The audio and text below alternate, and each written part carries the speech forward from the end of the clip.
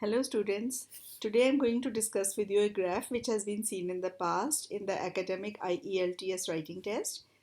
It's a bar graph. It shows the number of visitors to the main attractions in a European country in 1981, 1991 and 2001. So there are 3 years and there are these 5 attractions. This graph can be made in the other way also, like these 3 years can be on the x-axis and the main attractions can be as a legend, and so this can be drawn to two ways. So you should be aware of what type comes in the exam. This was reported by some students, and I drew it accordingly. But I realized that this could come in the other way also. But the description would remain the same in whatever way it comes. Then these years would be here, and there would be these columns for these 5 things. So there'll be 3 years here and 5 columns each for these 5 things. So that would be a different drawing, but the description would nonetheless remain the same. So the introduction is: the given bar graph illustrates the number of people who visited 5 different places of tourist interest in 1981, 1991, and 2001 in a European country. Interest in a European in country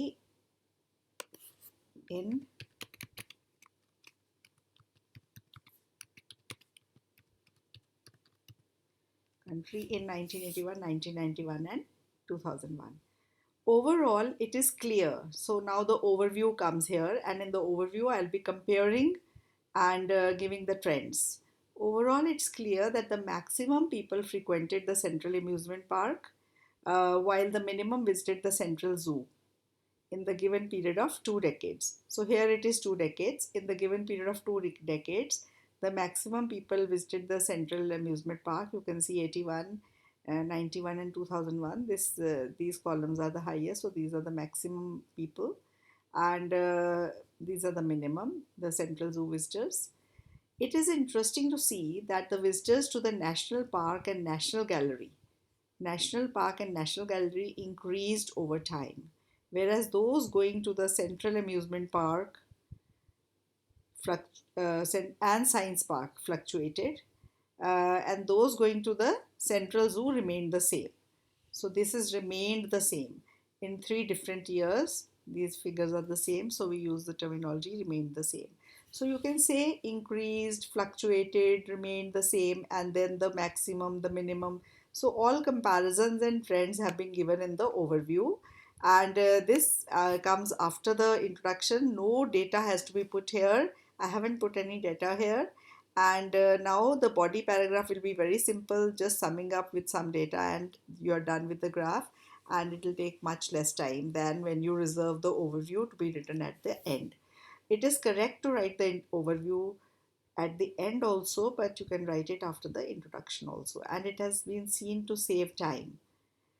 So now the body paragraph. Nearly 25 million people visited the Central Amusement Park in 1981. So this is 25 million. In 1981, 25 million people visited. This number fell to 20 million by 1991, but then picked up again and reached approximately 22 million by 2001. The Science Park visitors fluctuated between 5 and 8 million over the given time. The visitors to the Central Zoo were at 5 million throughout. The number of people visiting the National Park and National Gallery increased from 10 and 7 million in 1981 to 12 and 20 million respectively by this is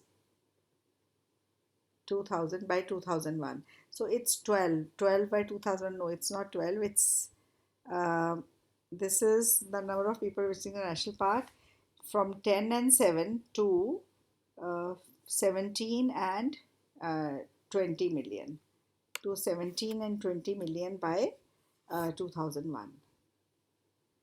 So from 10 it goes to 10 it goes to 17, and from 7 it goes to 20.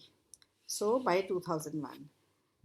That sums up almost the whole of the data that is important, and so you can see that this graph would be very easy and quick to write, This is total 160 words. You know very well that you don't have to go below 150 words, it's above that, and there's no need to write a very lengthy graph. This is exactly 160 words, which is pretty good. Thank you very much for watching patiently. I hope you've learned something from the way I have described the graph.